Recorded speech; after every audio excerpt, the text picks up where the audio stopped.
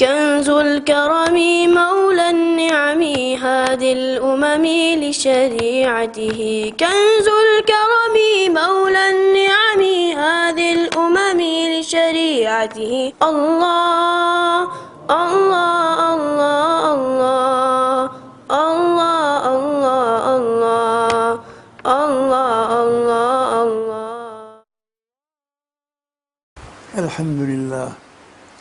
الحمد لله نحمده ونستعينه ونستغفره ونؤمن به ونتوكل عليه ونعوذ بالله من شرور أنفسنا ومن سيئات أعمالنا من يهده الله فلا مضل له ومن يضلل فلا هادي له ونشهد أن لا إله إلا الله وحده لا شريك له ونشهد أن سيدنا ومولانا محمدا عبده ورسوله صلى الله تعالى عليه وعلى آله وأصحابه وسلم تسليما كثيرا كثيرا. أما بعد فأعوذ بالله من الشيطان الرجيم. بسم الله الرحمن الرحيم. ما آتاكم الرسول فخذوه وما نهاكم عنه فانتهوا واتقوا الله إن الله شديد العقاب. صدق اللہ العظیم. بزرگان محترم، مجھے حکم دیا گیا ہے کہ میں آپ کے سامنے کچھ وقت گزاروں اور دین سے متعلق طالب علمانہ زبان میں کچھ باتیں عرض کروں. اس حکم کی تعمیل میں میں نے ایک آیت کریمہ آپ کے سامنے تلاوت کی جس کی روشنی میں چند کلمات گزارش کرنے ہیں. حق تعالیٰ نے اس آیت کریمہ میں خلاصہ دین کو بیان فرما دیا، جس کا حاصل یہ کہ اللہ کا رسول جو تمہیں لا کر دے دے اسے قبول کرو، جسے روک دے اسے رک جاؤ. پورے دین کا خلاصہ صرف یہی ہے. ما آتاکم رسول فخذوہ، جو پیغمبر لا کر دیں اس کو لے لو اور جسے روکیں اسے رک جاؤ. واتقوا اللہ، اللہ کا خوف رکھو قلب کے اندر، اس لیے کہ اس کے یہاں کی پکڑ بڑی سخت ہے. ان اللہ شدید العقاب، نافرمانوں کے لیے پکڑ بہت سخت ہے، فرما برداروں کی رحمت عظیمہ ہے. یہی پورے دین کا خلاصہ نکلتا ہے. اسی کی تفصیلات ارشاد فرمائی رسول اللہ صلی اللہ علیہ وسلم. اسی کے سلسلے میں کچھ کلمات بطور تمہید عرض کرنے ہوتے ہیں، کچھ کلمات بطور مقصد. تمہید بعض اوقات طویل ہوتی ہے، مقصد مختصر ہوتا ہے، مگر تمہید کا مقصد یہ ہوتا ہے کہ سننے والے کا ذہن اصل مقصد کو قبول کرنے کے لیے اور سمجھنے کے لیے آمادہ اور تیار ہو جائے. اور یہ طریقہ کلام بھی ہمارا اپنا بنایا ہوا نہیں، بلکہ اللہ کی وہ کتاب جس سے ہمیں جینا سکھایا، جس نے جینے کا طریقہ بتایا، جس نے زندگی کا قرینہ بتایا، اس سے یہ کلام کرنے کا طریقہ بھی سکھایا. آپ اللہ کی بارگاہ میں کھڑے ہوتے ہیں اپنی پوری ابدیت کے ساتھ، بندگی کے ساتھ، خاکساری کے ساتھ، اور ایک درخواست آپ کو پیش کرنی ہوتی ہے. لیکن اس درخواست کے پیش کرنے سے پہلے آپ کو عدم تعلیم دی گئی کہ درخواست سے پہلے ہماری عظمت کا اقرار کرو، ہماری کبریائی کا اقرار کرو، ہماری بڑائی کا اقرار کرو. آپ کھڑے ہو گئے تھے الحمدللہ رب العالمین، تمام تعریفیں اس کے لیے جو سارے جہانوں کا پال بننے والا ہے. الرحمن الرحیم، جو سارے جہانوں کو رحمت کاملہ عطا کرنے والا ہے. مالک یوم الدین، جو سارے جہانوں کی ابتدا اور انتہا کا مالک ہے. یہ سارے کلمات حق تعالیٰ کی امت کے ابدی کا تعالیٰ کی مرکزیت، کبریائی اور بڑائی کے لیے آپ نے اس کا فرمایا گیا کہ اپنی ابدیت کو بیان کرو. آپ کہتے ہیں ایاک نعبد و ایاک نستعین، ہم آپ ہی کی عبادت کرتے ہیں اور آپ ہی کے محتاج ہیں مدد. یہ کلمات کہنے کے بعد یہ تمہیدی کلمات ہیں. آپ کو اجازت ملتی ہے کہ اب مقصد کی بات پیش کرو، اپنی درخواست پیش کرو. آپ کہتے ہیں اہدنا الصراط المستقیم، اے اللہ میں سیدھا راستہ دکھا دیا. تو کلام کرنے کا طریقہ بھی کتاب اللہ نے بتایا. اگر ہم اس کا اتباع کریں کہ پہلے کچھ کلمات تمہید کہیں تو یہ اتباع ہوگا قرآن کریم کا انشاءاللہ. بات ہم سے بنے یا نہ بنے لیکن اتباع کا انشاءاللہ ثواب ضرور ملے گا. اس لیے میں نے عرض کیا کہ مجھے کوئی کلمات بطور تمہید عرض کرنے. اللہ کا یہ کلام کہ جو اپنی جگہ پر انتہائی جامع اور مکمل ترین کلام، ان تمام کلمات کے بعد کہ جو رفتہ رفتہ دستہ دستہ آہستہ آہستہ انسانیوں کو دی گئے، انسانیت نے جدید کمال پیدا کر لیا، انسانی ذہنوں کے اندر صلاحیت پیدا ہو گئی اس نے تورات پڑھ لی، انجیل پڑھ لی، زبور پڑھ لی، صحف آدم، صحف ابراہیم، سارے صحیفے پڑھ لی، تو ظاہر کی صلاحیت پیدا ہو گئی کہ وہ اللہ کا وہ آخری کلام پڑھے کہ جو قیامت تک کے مسائل کا حل کر دینے والا ہے۔ اس دنیا کی زندگی کا نہیں جو چند روزہ ہے، 50 برس 100 برس، آخرت کی زندگی کہ خالدین فیہا ابدا، ہمیشہ ہمیشہ کبھی ختم نہ ہونے والی زندگی، اس تک کے مسائل کو اس نے آ کے حل کر دیا۔ اسی لیے قرآن کریم کے بارے میں رسول اللہ صلی اللہ علیہ وسلم نے ارشاد فرمایا کہ لا تنقضی عجائب ولا يخلق عن کثرة الرد، یہ قرآن وہ ہے جس کے عجائبات علمی کبھی ختم نہیں ہوں گے اور اس کی تازگی اور کبھی ختم نہیں ہوگی، اس کے عجائبات بھی ختم نہیں ہوں گے اور یہ برابر مسلسل پڑھنے سے بتانے سے کبھی پرانا نہیں پڑے گا۔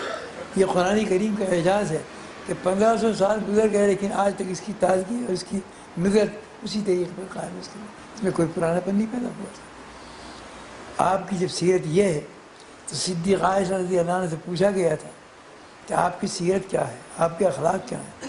فرمایا کان خلقہ القرآن، آپ کے اخلاق، آپ کی سیرت قرآن ہے۔ اس کے معنی یہ کہ جب تعلیماً دیکھو تو کتاب اللہ کو دیکھو اور تعمیلاً دیکھو تو محمد رسول اللہ کے ذات مقدس، ایک میں تعلیم ہے اور ایک میں تعمیل ہے۔ جو وہاں قرآن میں ایک تعلیماً لکھا ہوا ہے وہی آپ کی ذات میں تعمیل ہے۔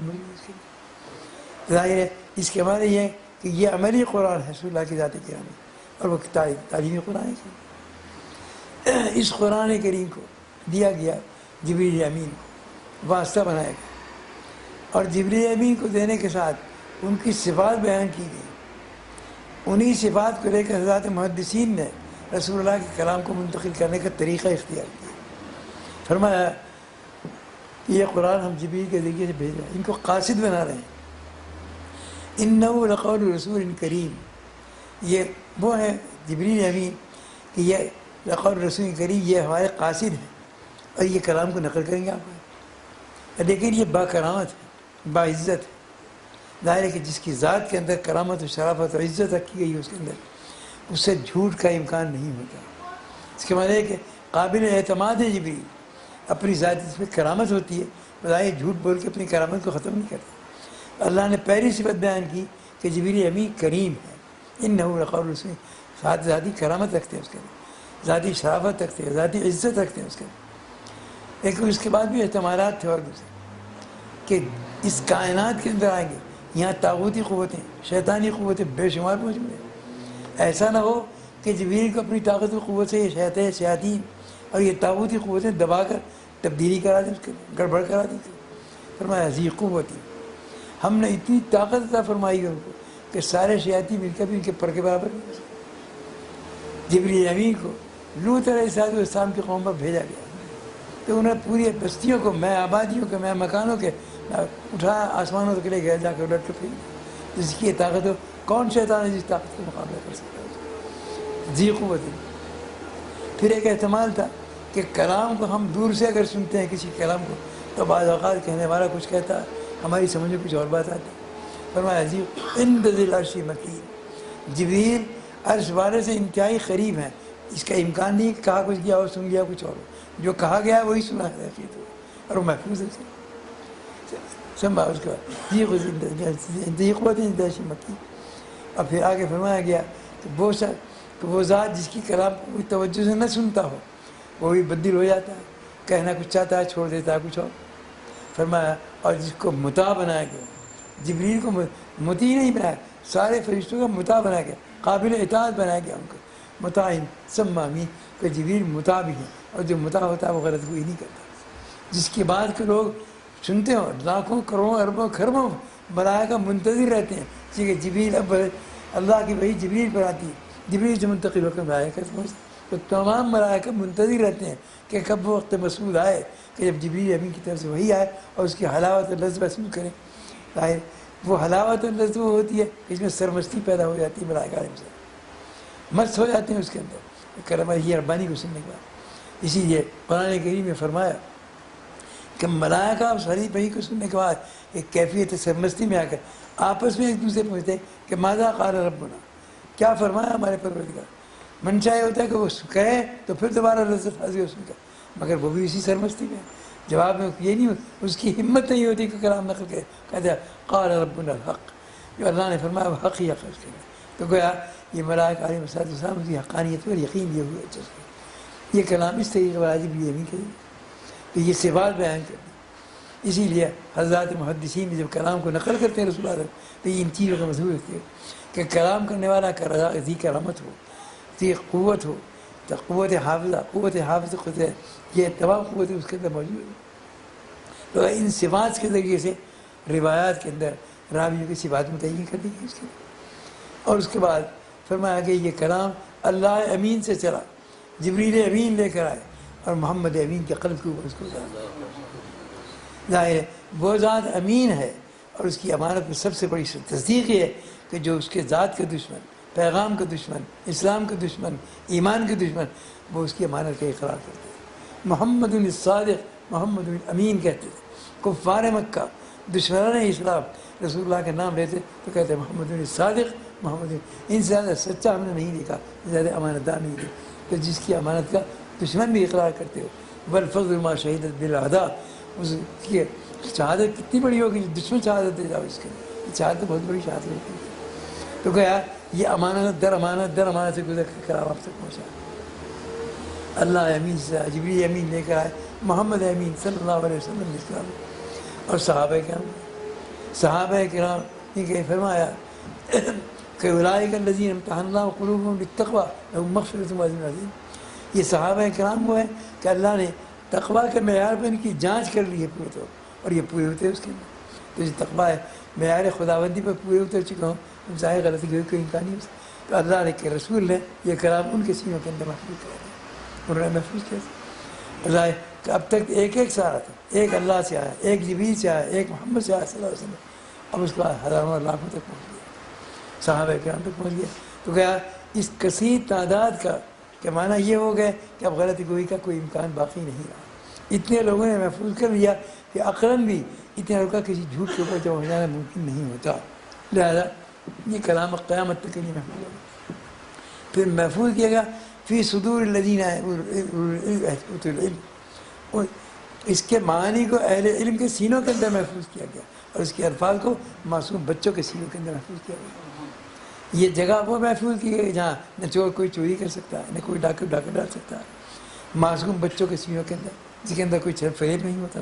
اور علماء ایک اسلام کے سینوں کے اندر اس کے معنی کو اور اس کے حقائق کو اور علوم کو محفوظ کر دیا گیا، کیونکہ اللہ نے یہ حفاظت کر یہ فرمایا انا نحن نزلنا الذکر و انا لہ لحافظون، ہم نے اس کلام کو نازل کیا اور ہم اس کے خود محافظ ہیں۔ حفاظت کا طریقہ اختیار کا کہا ہے کہ اس لیے کہ اس سے پہلے جتنی کتابیں آئیں ان کا محافظ قوموں کو قرار دیا گیا۔ تورات آئی تو اہل تورات کو حکم دیا کہ تم محافظ ہو، اہل انجیل کا محافظ قرار دیا، اہل زبور کا محافظ قرار دیا۔ لیکن قرآن کریم آیا تو یہ نہیں کہا کہ اے اہل اسلام، اے مسلمانوں تم اس کے محافظ ہو، انا نحن نزلنا، ہم نے کہا ہاں انا حافظ، ہم اس کے محافظ ہیں۔ آپ محافظ نہیں ہیں قرآن کریم کے، آپ خادم ہیں، محافظ تو اللہ۔ یہ کلام حق تعالیٰ کا، یہ کلام آپ کے پاس ہے، یہ کلام ہے، اور قلب رسول اللہ صلی اللہ علیہ وسلم کو نازل فرما دیا اس کے، اور یہ قلب وہ ہے کہ جس کے اندر علوم کے وہ خزانے ہیں کہ جو آج تک کسی خزانے کسی علم کے قلب کے اندر نہیں آئے۔ اوتیت العلم الاولین والآخرین، آپ نے ارشاد فرمایا کہ مختلف انبیاء علیہ السلام کو مختلف علوم دیے گئے جو ان کی قوموں کے لیے ضروری تھے، ہدایت کے لیے ضروری تھے، وہ دیے مختلف قوم۔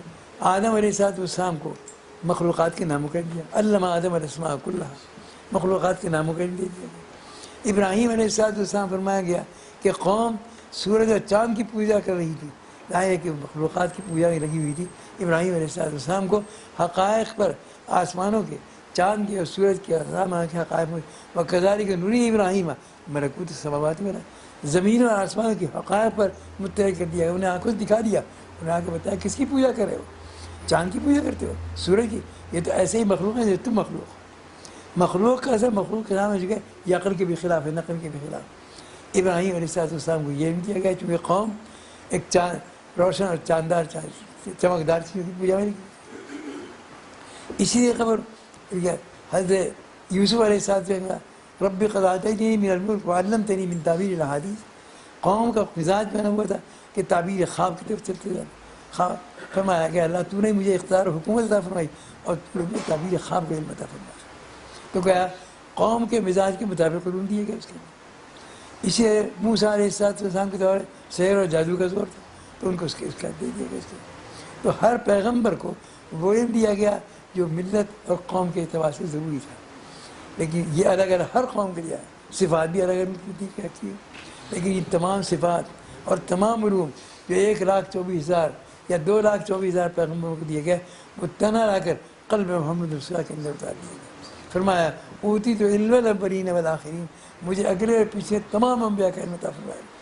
فرمایا علمت الاسماء کلھا کما علم آدم الاسماء کلھا، مجھے مخلوقات کے ناموں کا علم اسی لیے دیا گیا جسے آدم کو دیا گیا تھا. اس لیے چاند اور سورج کا علم، زمین و آسمانوں کا علم، حقائق کا علم، تو کہا کائنات کا علم اختیار کیا تھا. فرمایا تو گیا جن حقائق پر سارے انبیاء کو الگ الگ مطلع کیا گیا تھا، ضرورت کہ ان کے پاس وہی علم تھا، آپ کے آ کے تمام علوم آپ کے قلب مقدس کے اندر جمع کروا دیے گئے. اس لیے فرمایا انما بعثت معلما، مجھے کائنات کے اللہ نے معلم بنا کر بھیجا، استاد بنا کر بھیجا. اس کے اندر آپ نے اپنے علم کا تعارف کرا یہ فرمایا کہ میں کائنات کا استاد ہوں. اس کے بعد قیامت تک کوئی انسان ایسا پیدا نہیں ہوگا جو آپ کے علم سے بڑھ کر آگے کی بات بتا دے. آج 1500 سال کی تاریخ کا ایک ایک دن اور ایک ایک راز پہ گواہی دے رہی ہے کہ جو آپ نے فرما دیا اس کی حقانیت اور صداقت پر اتنی ثابت ہو چکی ہے کہ ظاہر ہے کہ دنیا کے بڑے بڑے مفکر، بڑے بڑے ذہین جو نہ ماننے والے ہیں وہ بھی اس کی صداقت کے اقرار کرنے پر مجبور ہو جائے. آج یورپ کے جو تحقیقات ہو رہی ہیں اسلام پر، قرآن کریم پر، آپ حضرات زیادہ جانتے ہوں گے. اس کے اندر کوئی یونیورسٹی ایسی نہیں ہے جس میں اسلامی ہسٹری کے شعبے قائم ہوں اس کے اندر، اور وہ فائدہ اٹھا رہے ہیں اس کے اندر. تو بہرحال حق تعالیٰ نے یہ علم آپ کو عطا فرمایا.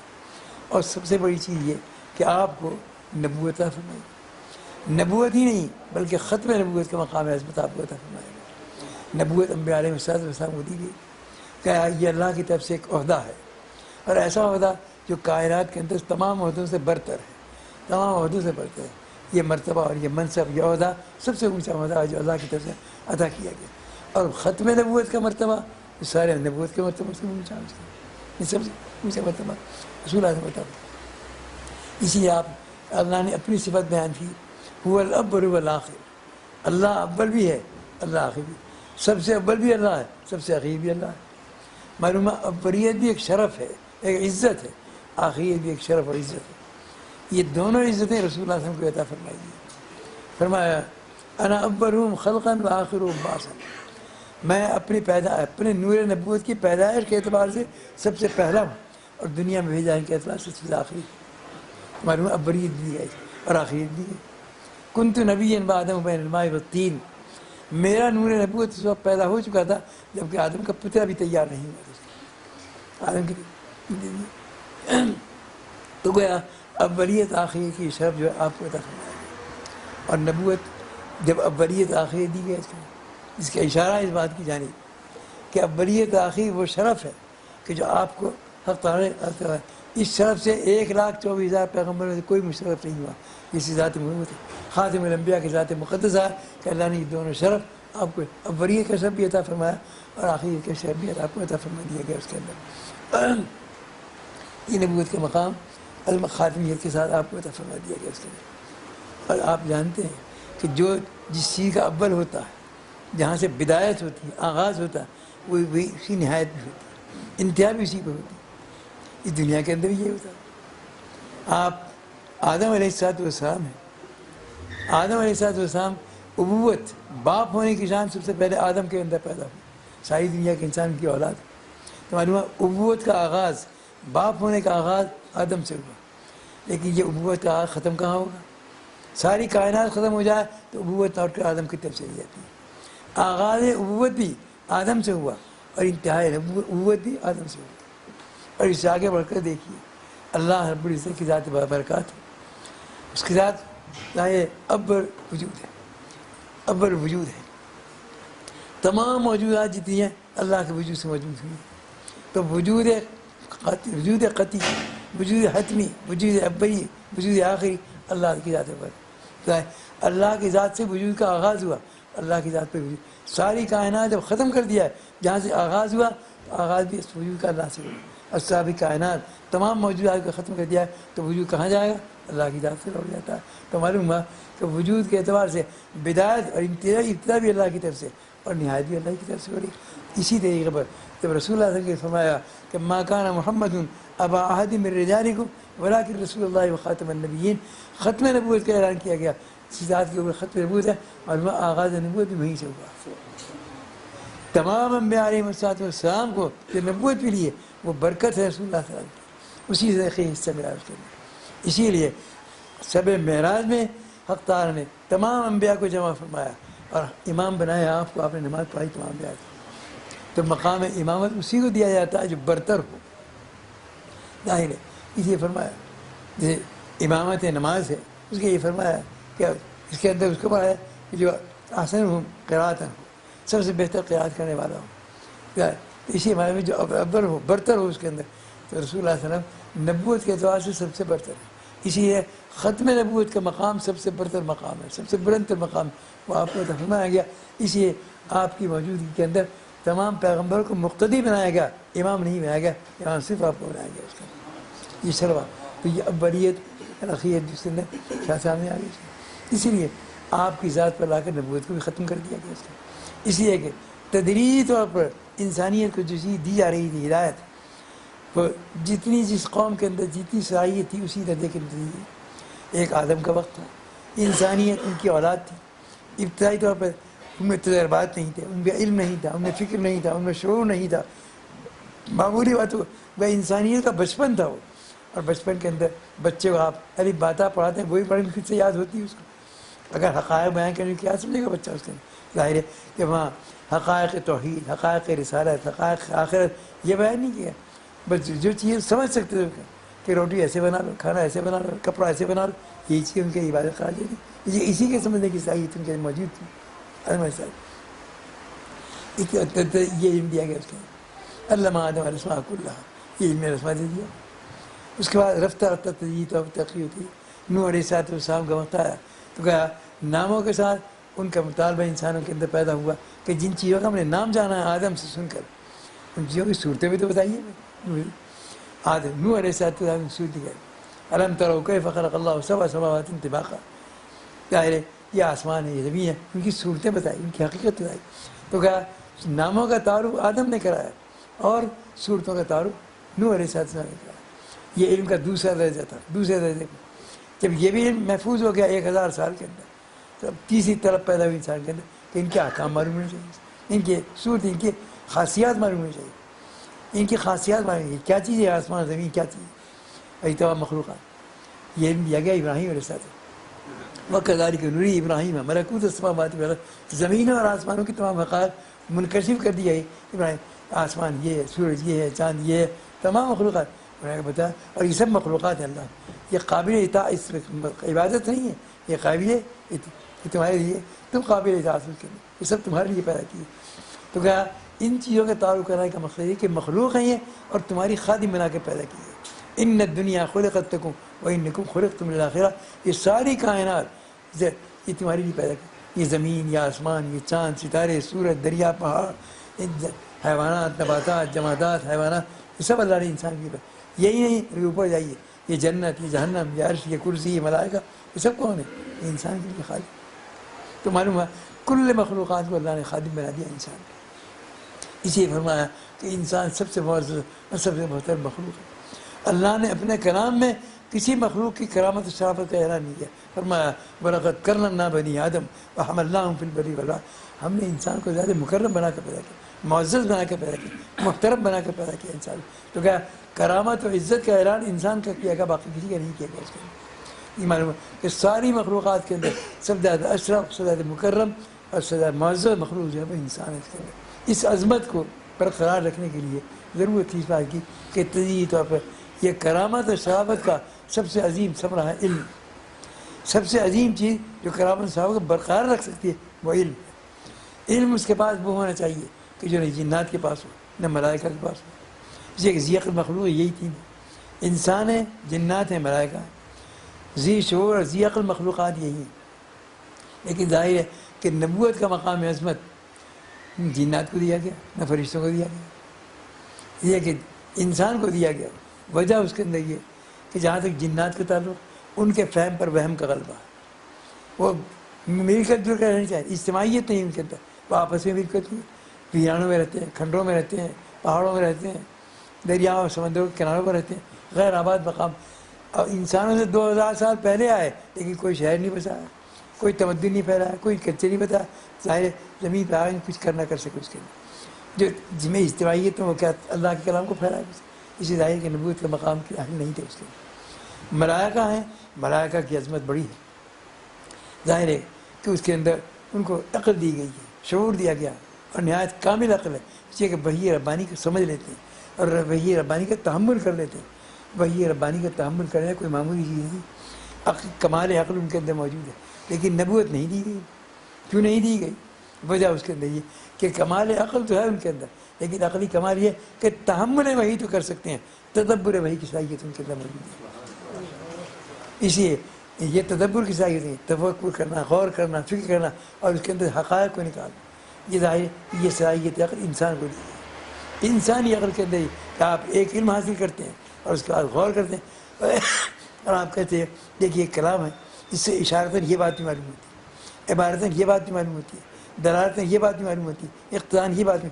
ایک کلام سے 4 معنی پیدا کر لے اور تفکر، اور جو چیز آپ نے نکالی اس میں ہر ایک میں پھر یہ 4 معنی پیدا ہو گئے.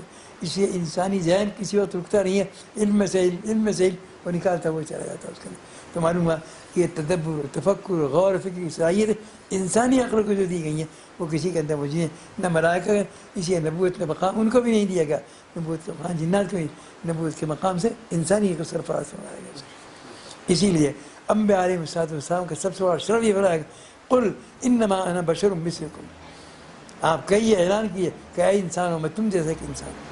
معلوم ہوا انسانیت سب سے بڑا معزز مخلوق ہے. اس کے اندر نہ ملائکہ اس کے کسی برابر ہوتے، ملائکہ بھی ان کی خدمت کرے، جنات بھی اس کی خدمت کرے، حیوانات بھی اس کی خدمت. تو جتنی ذی نفس اور جاندار مخلوقات ہیں وہ بھی انسان کی خادم، اور جتنی ذی عقل ہوگی جنات بھی خادم.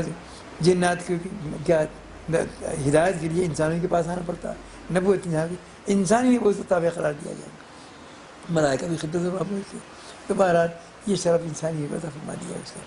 اور اس شرفی کا تقاضا یہ تھا کہ تدریجی طور پر یہ انسان کو علم دیا گیا اس کے اندر کہ پہلے ناموں کا علم دیا گیا، پھر صورتوں کا علم دیا گیا، اس کے بعد ان کی کیفیات کا علم دیا گیا ابراہیم علیہ السلام. اس کے بعد طلب پیدا ہوئی، اس لیے کہ ایک علم جو آ جاتا تو اگلے علم کی طلب پیدا ہو جاتی ہے انسانی فطرت کے اندر. جب 3 علم آ گئے اس کے اندر تو چوتھے علم کی طلب پیدا ہو کہ ان کے احکام کیا ہے، احکام کے علم. یہ انسانی علم کی ذہنی ترقی تھی کہ ناموں کا علم ہوا، صورتوں کا علم ہوا، خاصیات کا علم ہوا. اب تیرا پدین کا حکم کیا ہے اس کے اندر، احکام کیا ہے اس کے اندر. اس طرح کو پورا کیا موسیٰ علیہ السلام یہی تو تورات فرمایا انا انزلنا التوراۃ فیہا ھدی ونور یحکم بها النبیون الذین اسلموا والذین ہادوا والربانیون. احکام کا علم وہاں سے آیا تھا. اجمالی احکام تھے پہلی کتابوں کے اندر، صحف کے اندر، لیکن ذرا تفصیل کے ساتھ جو آیا وہ احکام تورات کے اندر ہے. تو احکام نے تورات میں آ کر احکام سے متعلق کیا تھا جو انسانی طلب تھی اس کے اندر، تو احکام اس کے اندر ہے. انسان کے علم کے اندر ترقی ہوئی احکام کے لیے، لیکن رفتہ رفتہ ایک ایک درجہ کیا وہ پہلا درجہ تھا، یہ دوسرا درجہ، پھر تیسرا درجہ، ابھی چوتھے درجے کے اندر آ گیا انسان. اب اس کے اندر کمال علم پیدا ہو گیا، اور اب اس کے اندر جو طلب پیدا ہوئی وہ اس سے اونچے علم کی، اس لیے کہ سب سے اونچے علم کی طرف پیدا ہوگی اس کے اندر. جیسے بچے کو آپ پڑھاتے ہیں، مدرسے میں پڑھاتے ہیں، ساری کتابیں پڑھانے کے بعد آپ موقوف علیہ پڑھاتے ہیں کہ دورہ پڑھنے کے قابل ہو جائے، اور اس کے بعد دورہ حدیث پڑھاتے ہیں. تو دورہ حدیث جب پڑھاتے ہیں جب تمام علوم پر، اب یہ صرف ہے، نحو ہے، منطق، فلسفہ، ادب، تاریخ، معانی، بدیع، بیان، یہ سارے علوم پڑھا دیتے، تب جا کے اس کے اندر صحیح پیدا ہوتی ہے کہ اللہ کے رسول کے کلام کو سمجھ سکے، اس کے دورہ حدیث یقین پڑھایا جاتا ہے. تو معلوم ہوا کہ یہ جب کمال علم پیدا ہو جاتا ہے، کمال تعقل پیدا ہو جاتا ہے، کمال عقلی پیدا ہو جاتا ہے، تب اس کے اندر طلب اونچی پیدا ہوتی ہے. تو انسان میں طلب پیدا ہوئی اس کے اندر کہ وہ اس اور وہ طلب یہ پیدا ہوئی کہ احکام تو ہم نے جان لیے، لیکن علل الاحکام کو نہیں جانا. احکام کی علت کیا ہے، ان احکام کی بنیادیں کیا ہیں اس کے. ظاہر ہے احکام کی علت معلوم کرنا یہ علم کا اونچا درجہ، سب سے اونچا درجہ ہے. علل الاحکام معلوم ہونا، یہ کلام علل الاحکام پر مشتمل کلام تھا، اس کا نام ہے قرآن کریم. یہ قرآن کریم دیا گیا، یہ کلام وہ ہے کہ جس میں علل الاحکام کو بیان فرما دیا گیا.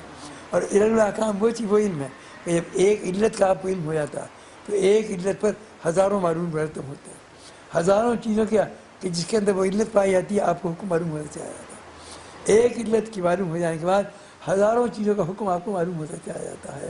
تو کیا علل الاحکام وہ ہے کہ آپ کے بعد قیامت تک جتنے احکام انسان پر جتنی چیزیں پیدا ہوں گی، جتنے واقعات، جتنے حوادث، جتنی صورتیں، جتنی ترقیات انسان کے لیے پیدا، ان سب کے احکام انسان کو معلوم ہوتے جائے. اسی علل الاحکام کا علم آپ کو آ چکا ہے. یہ علم وہ ہے کہ جتنے بھی واقعات سامنے آئیں گے تمام کے علم اور تمام کے احکام معلوم کریں گے. اس کے اندر یہ علم یہ اتنا مکمل علم ہے کہ قیامت تک کے تمام واقعات، تمام حوادث جتنے پیدا ہوں گے ان سب کے احکام کو معلوم کرنے کا طریقہ آپ کے پاس آ گیا، ذریعہ آپ کے پاس مل گیا. تو اعلان کر دیا گیا کہ ما کان محمد ابا احد من رجالکم ولکن رسول و خاتم النبیین.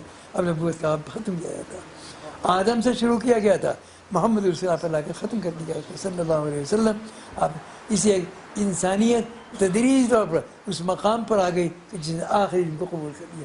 اب قیامت تک کسی مزید علم کا نہ انسان کو ضرورت ہے نہ انسان کے اندر تحمل ہے. اللہ کا علم ختم نہیں ہو گیا، اللہ کا علم تو بے نہایت علم.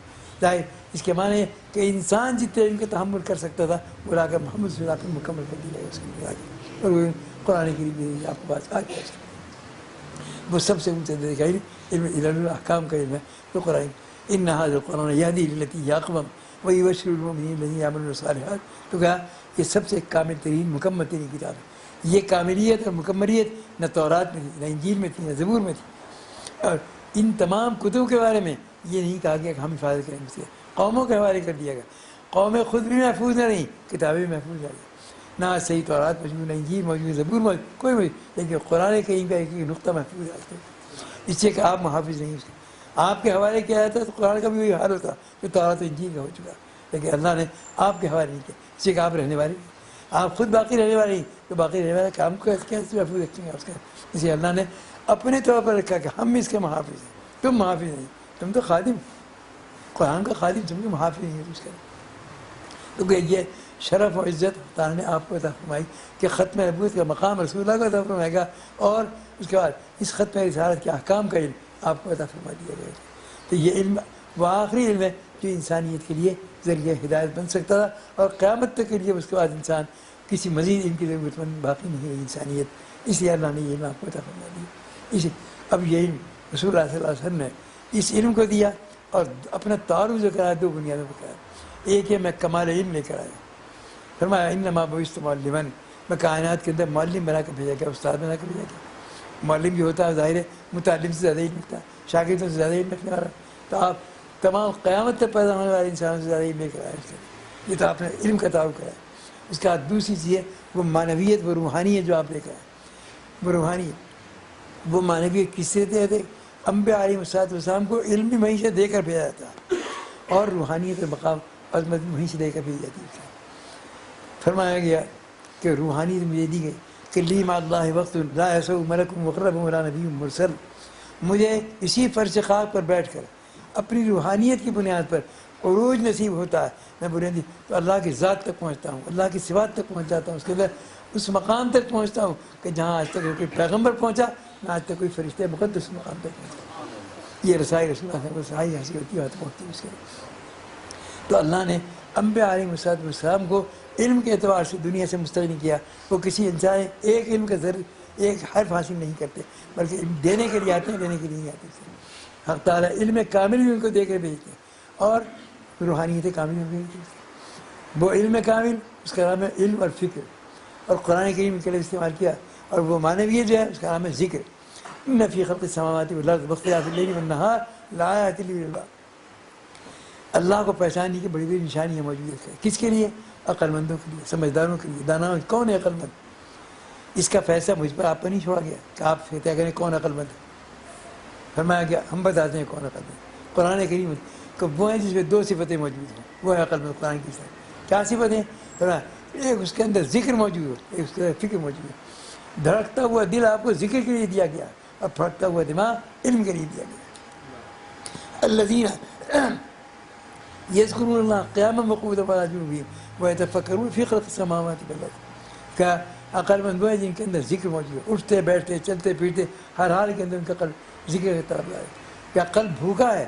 اس کی غذا ہے ذکر. ذکر سے مراد تسبیحات کا پڑھنا نہیں، ذکر سے مراد عقید کہ آدمی ہر حال کے اندر یہ سمجھے کہ میں جو کچھ کر رہا ہوں، دیکھ رہا ہوں آنکھوں سے، سن رہا ہوں کانوں سے، بول رہا ہوں زبان سے، چھو رہا ہوں ہاتھوں سے، جو کچھ بھی کل کو مجھے جواب دینا ہے اللہ کے. اس جواب دہی کا خیال قلب کے اندر موجود ہے. یہ ہے ایمانی بنیاد اس کے اندر، یہ ہے ذکر رکھنے کہ ہر عمل کو کرنے کو آدمی یہ سمجھے کل کو مجھے اللہ کے اس کا جواب دینا. یہ صحیح ہے تو اللہ تعالیٰ کی طرف ثواب عظیم حاصل ہوگا، مقبولیت تام حاصل. اور غلط ہے تو پکڑ بھی زبردست ہے کہ اس کے اندر. یہ معنی ہے ذکر کی طرف. اور کائنات کے اندر بے شمار چیزیں فکر نہیں رکھنی ہے اس کے اندر. اس کائنات پر تدبر کرو. 700 آیات قرآن کریم نے فرمائی. اس میں اس کائنات کے اندر میں عجائبات رکھی، اپنی قدرت کاملہ کی حیرتناک چیزیں اس کے اندر رکھی. انہیں نکالو، انہیں دریافت کرو. اور تم ان کو دریافت کرو گے، پیدا نہیں کرو گے. اس کا آج سائنس جو کچھ کر رہا ہے وہ دریافت کرا نکالنے پیدا نہیں کرا. ایک پتھر کے ڈھیرے کے اندر وہ ایٹم کو دریافت کر لیتا، یا ایٹم کو پیدا نہیں کر دیا انہوں نے، ایٹم کو دریافت کر لیا. لیکن ظاہر ہے کہ سائنس کی اسلام مخالفت نہیں کرتا، کہتا کائنات کی چیزوں کو دریافت کرو، یہ تمہارا فرض ہے. اور ویسے کس لیے دریافت کرو؟ اس لیے کہ تاکہ زندگی کے اندر سہولتیں حاصل ہوں. اور ساتھ ساتھ یہ سمجھو کہ جو اللہ اس کائنات کے اندر یہ عجائبات پیدا کر سکتا ہے، خود اس کے ساتھ کتنی عجیب و غریب ہوگی، کتنی کمال قدرت رکھلائی. تو گویا ہر مخلوق جو ہے عرفان رب کا ذریعہ بن سکتی ہے. اس کا کوئی چیز ایسی نہیں جو عرفان رب کا، معرفت رب کا، اللہ کی پہچان کا ذریعہ نہ بن سکتی ہے اس کے اندر. اسی فرمایا حضرت علی کرم اللہ کو مقولہ ہے، من عرف نفسہ فقد عرف ربہ. جسے اپنے آپ کو پہچان لیا اسے خدا کو پہچان لیا. آپ اپنے آپ کو پہچانیں گے، اپنے کو پہچانے کی معنی کہ ہر چیز کے اندر آپ کو محتاجی معلوم ہوگی. آپ دنیا کے اندر پیدا اب سے خود سے نہیں ہو گئے، کسی نے پیدا کر دیا تو پیدا ہو گئے. معلوم ہے پیدائش بھی آپ کے قبضے میں، وجود بھی آپ کے قبضے.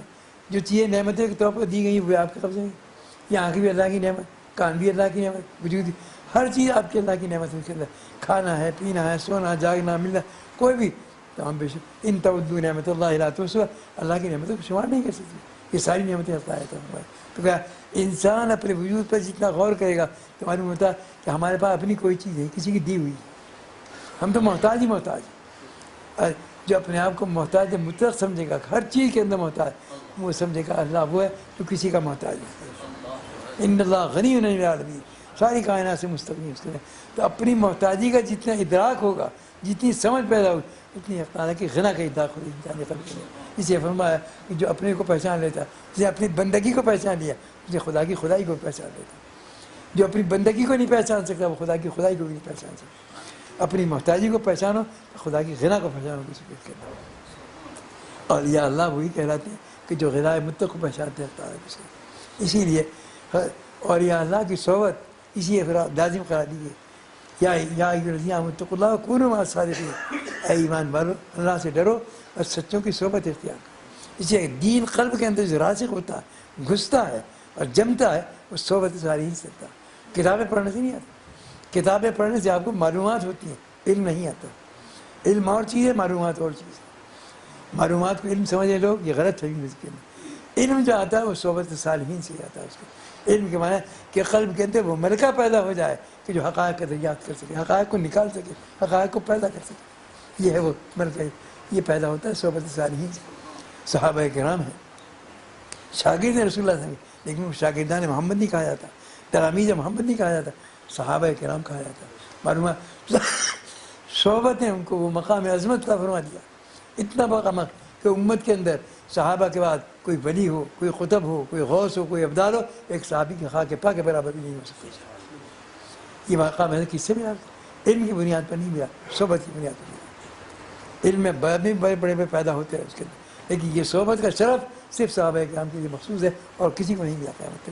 اس لیے مقام عظمت کے اعتبار سے، مقام قربت کے اعتبار سے جو مقام صحابہ کرام کا تھا وہ مقام کسی دوسرے میں حاصل نہیں ہو سکتا. اسی آپ نے اصحابی کے نجوم بأیہم اقتدیتم اہتدیتم، میرے صحابہ ستاروں کے معنی جس کا دامن تھام لوگے تمہاری نجات کے لیے کافی ہو جائے گا. اصحابی کلہم عدول، میرے سارے صحابہ پاک باز ہیں. تو کیا صحابہ کے بھائی قرآن کریم میں آئے اولئک الذین امتحن اللہ قلوبهم بالتقوی لہم مغفرۃ وأجر عظیم. ان کے تقویٰ کے معیار پر اللہ نے ان کے دلوں کو جانچ لیا اور وہ پورے اتر چکے ہیں اس کے اندر. لہٰذا ان کے لیے مغفرت کا اعلان کیا جاتا ہے اس کے اندر. تو جس کی جانچ اللہ نے کر لی اس کا پیغمبر نے کری، اس کو کون جھٹلا سکتا ہے؟ اس کا صحابہ کرام بذات خود معیار بن گیا ہمارے لیے۔ تو بہرحال یہ سارے علوم جو ختم نبوت کے آپ کے پاس آئے، یہ علوم آپ کو ختم نبوت دی گئی۔ ختم نبوت یہ معنی کیا؟ ختم نبوت یہ معنی کہ پچھلے انبیاء کو جو کچھ دیا گیا ان کی نبوت کے ساتھ ساتھ ختم ہو گئی، نہ ان کی نبوت باقی رہی نہ ان کے معجزات باقی رہے۔ آج اگر ابراہیم خلیل نہیں ہے تو آگ کا گلزار بھی نہیں ہے۔ قلنا یا نار کونی بردم وسلاما علی ابراہیم، آگ کا گلزار وہیں جب ہی لگتا ہے جب تک ابراہیم علیہ السلام موجود تھے۔ اس کے موسیٰ علیہ السلام کے اوپر کا ہاتھ نکلتا گریبان سے نکالتے سورج کے پانی چمکتا اس کے اندر، لیکن آج اگر موسیٰ نہیں ہے تو یہ بیضا بھی نہیں ہے اس کے لیے۔ آج اگر عیسیٰ نہیں ہے تو خم باذن اللہ بھی نہیں ہے اس کے لیے۔ معلومات ہر پیغمبر کے ساتھ ان کی نبوت بھی ختم ہو گئی اور ان کے معجزات بھی ختم ہو گئے، لیکن خاتم الانبیاء کو رہنے کی پیدا کیا گیا تو آپ کے معجزات بھی باقی ہیں اور آپ کی نبوت بھی باقی ہے، قیامت تک باقی ہے۔ نہ آپ کی نبوت ختم ہو رہی نہ آپ کے معجزات ختم ہو رہی۔ سب سے بڑا معجزہ کلام اللہ ہے قرآن کریم، جس کی شاعری ہے کہ لا تنقضی عجائب کہ نہ اس کے عجائبات علمی کبھی ختم ہوں گے، نہ کبھی پڑھنا پڑے گا وہ کلام۔ یہ کلام آج بھی زندہ ہے، اور اس کی شرح جو تعالیٰ نے آپ کے قلب مبارک کے اندر ڈالی، اس کے معنی جو اللہ نے آپ کے دل کے اندر آپ نے اپنے الفاظ میں بیان کیا ان کو، اس کا نام ہے حدیث۔ حدیث بھی وحی ربانی ہے، قرآن بھی کہتے ہیں۔ فرق اتنا ہے کہ یہ وحی متلو ہے، وہ غی متلو ہے۔ وحی متلو ہے کہ اس کی آپ تلاوت کرتے ہیں قرآن کی نماز کے اندر، یہ وحی متلو وہ صرف قرآن کریم۔ وہی حدیث بھی ہے، وحی متلو نہیں، اس کی تلاوت نہیں کی جاتی، پھر نماز کے اندر تلاوت نہیں کی جاتی، پھر اسی وہی غیر متلو کہلاتی ہے اور قرآن وحی، لیکن ہے دونوں وہی اس کے اندر، اللہ کی طرف سے دونوں چیزیں آئی اس کے اندر۔ یہ کلام اللہ نے آپ کو عطا فرما دیا اس کا، یہ کلام ہے، یہ کلام قیامت تک باقی رہنے والا ہے۔ اور یہ اس کلام کی خصوصیات بھی باقی کہ آج آپ دیکھ رہے ہیں کہ بے شمار تفسیریں لکھی جا چکی اس کلام، لکھی جا چکی ہیں، لکھی جا رہی ہیں اور قیامت تک لکھی جاتی رہیں گی۔ تو سوال قدرتی طور پر پیدا ہوتا ہے کہ ایک کتاب ہے، اس کی اتنی شروع کیسے آ رہی ہے؟ اس سے اتنی تفصیلات کیسے آ رہی ہیں اس کے اندر؟ ایک کلام آپ کوئی ایک کتاب لکھیں، اگر کوئی اس کی تفسیر کرے گا، ایک کر دے گا، دو کر دے گا، لیکن یہ بے شمار تفصیلات آ رہی ہیں۔ سوال پیدا ہوتا ہے ایک کتاب کی تفصیلات اتنی کیسی؟ وجہ اس کے اندر یہ کہ کلام اللہ کی خصوصیات بیان کی ہیں کہ انزلنا التوراۃ انزلنا الیک لتبین للناس ما نزل الیہم ولعلہم یتفکرون۔ فرمایا کہ ہم نے یہ کلام آپ پر نازل کیا، قرآن نازل کیا، لتبین للناس، تاکہ کھول کر پوری تفصیلات آپ دنیا کے سامنے پیش کر دیں۔ لتبین تبیین کہتے ہیں پورے طور پر کھول کر وضاحت کے ساتھ بیان کر دیں، جو ہم نے نازل کیا اس کو پورے طور پر کھلا کر بیان کر دیں۔ جب آپ کے بیان سے اس کی مراد معلوم ہو جائے گی، جو اللہ کی مراد ہے۔ اس لیے کلام کے اندر بہت سی چیزیں کلام کے اندر معنی ہو سکتی ہے، ایک کلام کے بہت سے معنی ہو سکتے ہیں، لیکن ظاہر کون سے معنی مراد ہے؟ اللہ کے معنی کون سے؟ ایک اللہ کا کلام تو بہت آپ کے کلام کے اندر ایک جملہ آپ کے زبان سے اس کے کئی کے معنی پیدا ہوتے ہیں۔ آپ جملہ بولتے ہیں بھائی کیا بات ہے، لب و لہجے کے بدلنے سے معنی بدل جاتے ہیں۔ آپ کہتے ہیں بھائی کیا بات ہے، سننے والا اس لہجے میں سنتا، آپ پوچھ رہے کچھ جواب دیتے ہیں، آپ کہتے ہیں کیا بات ہے، کہ معنی آپ کسی کی بڑائی کو بیان کر رہے ہیں۔ آپ کہتے ہیں بھائی کیا بات ہے، اس کی تعریف کر رہے ہیں، آپ کہتے ہیں بھائی کیا بات ہے، بڑائی کر رہے ہیں۔ معلوم لہجہ بدل جانے سے معنی تبدیل پیدا ہو۔ اگر آپ کے جملے کے اندر چار معنی پیدا ہو سکتے ہیں تو اللہ کا کلام صاحب بے مثال کلام، بے شمار معنی پیدا ہو سکتے ہیں، لیکن مراد کون سے معنی ہے؟ ہر معنی مراد نہیں ہوتے، ایک معنی مراد ہوتے ہیں۔ وہ مراد وہ ہے جو اللہ نے آپ کے رسول اللہ کے قلب مبارک کے اندر ڈالا، آپ نے اپنی تعبیر میں اس کو بیان کر دیا۔ اس لیے فرمایا گیا کہ پہلے رسول قرآن کی مراد کو پہلے کلام رسول سے معلوم کرو، جب وہ مراد سمجھ میں آ جائے اب اس کا حکم دیا کہ لعلہم یتفکرون، اب تمہیں تفکر کرنے کا ہے۔ اس مراد کو سامنے رکھ کر جب تفکر کرو گے اور وہ مراد پیش رہے گی تو جتنے علوم حقائق نہیں ہیں سب معتبر۔ اور اگر مراد ربانی کلام رسول سے نہیں معلوم کی، مراد خود متعین کی، تو جتنے بھی نقطے پیدا کرو سب دیوار پر مارتے ہیں، کوئی قابل قبول نہیں ہے۔ من قال فی القرآن برأیہ فلیتبوأ مقعدہ من النار، جو قرآن کے معنی اپنی طرف بیان کرے اسے اپنا ٹھکانہ جہنم میں تلاش کر لینا چاہیے۔ تو کلام اللہ کے معنی اور مراد زبان نبوت سے نکلے ہوئے کلام کے ذریعے استعمال ہو سکتے ہیں، ویسے نہیں کہ اللہ نے کلام کی خصوصیات دی۔ تو گیا مراد ربانی کو رسول اللہ نے متعین کر بتا دیا۔ اسی لیے اس مراد کو سامنے رکھنے کے بعد جب علماء نے اپنے ذہن کے اعتبار سے، اپنے تفکر کے اعتبار سے، اپنے کمال علم کے نئے نئے حقائق، نئے نئے علوم پیدا کیے، اس کے نئے نئے معارف، نئے نئے نکات کے اندر نکالے، ہر تفسیر کے اندر آپ کو نئے حقائق ملیں گے، نئے علوم ملیں گے، سب معتبر. اس لیے کہ مراد ملحوظ ہے اس کے اندر، مراد وہی باقی ہے اس کے اندر کلام محسوس ہمارے اس لیے. اور جو اس کام کو مراد وہ بھی ہے کہ جنہوں نے کلام رسول سے مراد ربانی کو نہیں جانا، اپنے طور پر متعین کیا، اس تمام چیزیں غیر معتبر ہوئی. تو کیا آپ کے یہاں تفصیلات لکھی جا رہی ہیں، قیامت تک لکھی جاتی رہیں گی. اس لیے کہ حق تعالیٰ نے انسانی ذہن کو جو صلاحیت عطا فرمائی، وہ نئے علوم، نئے حقائق، نئے معارف پیدا کرتا رہتا. لیکن اس کے لیے شرط یہی ہے کہ پہلے اللہ کے کلام سے، رسول اللہ کے کلام سے مراد ربانی کو معلوم کر لو. اس مراد کو پیش رکھ کر جتنے حقائق پیدا کرو سب معتبر ہو جائے گا. اس لیے کرام اللہ کے نام تو گیا صحابہ کرام نے اسی اندازوں کی تفصیل بیان کیا آپ کے سامنے، وہ معتبر. اس لیے صحابہ کرام نے اس کے بعد اسی تفصیل کا آپ نے دونوں صفتوں کے ساتھ کی. آپ کی ایک صفت ہے کمال علم، ایک صفت ہے کمال معنویت، دونوں چیز روحانیت صفت، دونوں چیزیں عطا فرمائی صحابہ کا. ظاہر کہ جو مقام روحانیت کا علم کے رسول اللہ کا، صحابہ کا مقام وہ نہیں. صحابہ پھر مستفید ہیں رسول اللہ، اسے ان کا درجہ نیچا ہے رسول اللہ سے. لیکن صحابہ نے دیا، تابعین کو دیا، تابعین کا درجہ نیچے ہے صحابہ کرام سے. میں دونوں چیزیں ملی صحابہ سے، ان کو روحانیت بھی ملی، علوم بھی ملے. تابعین نے تبع تابعین کو دیا، ان کو بھی دونوں چیزیں ملی، اور علوم بھی ملے اور معنویت بھی ملی. لیکن ان تین زمانوں کے لیے آپ نے خبر دی کہ خیر القرون قرنی ثم الذین یلونہم ثم الذین یلونہم. جب یہ تین زمانے پورے ہو گئے تو زبان نبوت نے خاموشی اختیار کی. اس کے بعد ان تین زمانوں کے بعد خبر نہیں دی گئی. یہ نہیں کہ ختم ہو، معنویت اور روحانیت باقی رہی، لیکن زمانے نبوت سے دوری کے نتیجے میں تقسیم ہو گئی. ایک طبقے نے علم نبوت کو سنبھالا، ایک طبقے نے روحانیت نبوت کو سنبھالا. ایک طبقہ اہل روحانیت کا پیدا ہوا، ایک طبقہ اہل علم کا پیدا ہوا. جنہوں نے علم نبوت کو سنبھالا ان کا نام ہے علماء کرام، اور جنہوں نے معنویت اور روحانیت نبوت کو سنبھالا ان کا نام ہے اولیاء اعظام. اس کے معنی ہمارے لیے دونوں قابل اطاعت، ہمارے لیے دونوں محبوب ہیں، ہم دونوں کے غلام ہیں. علماء کے اس لیے کہ ہمیں صراط مستقیم ان سے ہی معلوم ہوتی ہے، اولیاء اللہ کے اس لیے کہ اس راستے پر چلنے کی توفیق ہمیں سے ملتی ہے، طاقت اس سے ملتی ہے. صحبت صالحین سے ہی تحقیق طاقت ملتی ہے، اس سے آتے ہیں. اگر راستہ سامنے اور چلنے کی طاقت نہ ہو تب بھی منزل ہاتھ نہیں آئے. اور منزل سامنے موجود ہو کتنی بھی طاقت تب بھی منزل آئے. تو معلومات طاقت بھی ضروری ہے چلنے کے لیے، اور صراط مستقیم راستہ بھی سامنے. تو صراط مستقیم علماء کے ذریعے سے معلوم ہوتی ہے، اور چلنے کی طاقت اور رعایت اعظام سے ملتی ہے اس کے اندر. اس لیے دونوں ہمارے مطاع ہیں، اس کے قابل اطاعت ہمارے اس کے لیے. اس لیے ہمارا رابطہ دونوں سے قائم اس کے لیے. اسی عبادت دے دیا کہ لا تزال طائفۃ من امتی منصورین علی الحق لا یضرهم من خذلهم ولا من خالفهم حتی یأتی امر اللہ. فرمایا میری امت کبھی ان دونوں طبقوں سے خالی نہیں ہوگی، نہ علماء سے خالی ہوگی نہ اولیاء اللہ سے خالی ہوگی. ہر دور کے اندر علماء بھی رہیں گے، ہر دور کے اندر اولیاء اللہ بھی رہیں گے. کوئی تو اس لیے دونوں چیزیں سنبھالی ہیں. نبوت کی وراثت سنبھالنے والے یہی ہیں. صحابہ کرام کا تو نبوت سے قریب تھا تو دونوں چیزوں کو سنبھال لیا. لیکن آج بھی دونوں چیزیں بئی معنی کہ جو عالم ہے، صحیح معنی میں عالم کسے کہیں؟ عالم وہ ہے جس پہ رنگ علم کا غلبہ ہو لیکن اس کا قلب معنویت سے خالی نہ ہو. معنویت بھی قلب کے اندر موجود ہے، دبی ہوئی ہے لیکن غالب ہے اس کے اوپر، کیونکہ علم غالب ہے، معنویت مغلوب ہے. اور اولیاء اللہ وہ ہیں جن پر معرفت غالب ہے لیکن علم کا مغلوب ہے. یہ نہیں کہ بغیر علم کے ہوتے. تو جو بغیر علم کے معنویت کا، روحانیت کا اور ولایت کا دعویٰ کرے وہ بھی جھوٹا. اور جو عالم ہونے کا دعویٰ کرے لیکن اس کے قلب کے اندر معنویت موجود ہو وہ بھی جھوٹا. عالم وہ ہے کہ جس کے اوپر علم کا غلبہ ہو اور لیکن معنویت اس کے قلب کے اندر موجود ہے، مغلوب. اور روحانیت وہ ہے، ولی وہ ہے کہ اس کے اوپر معرفت کا غلبہ ہو لیکن علم سے اس کا قلب دماغ خالی نہ ہو اس کے اندر. یہ بچی دونوں سمجھ.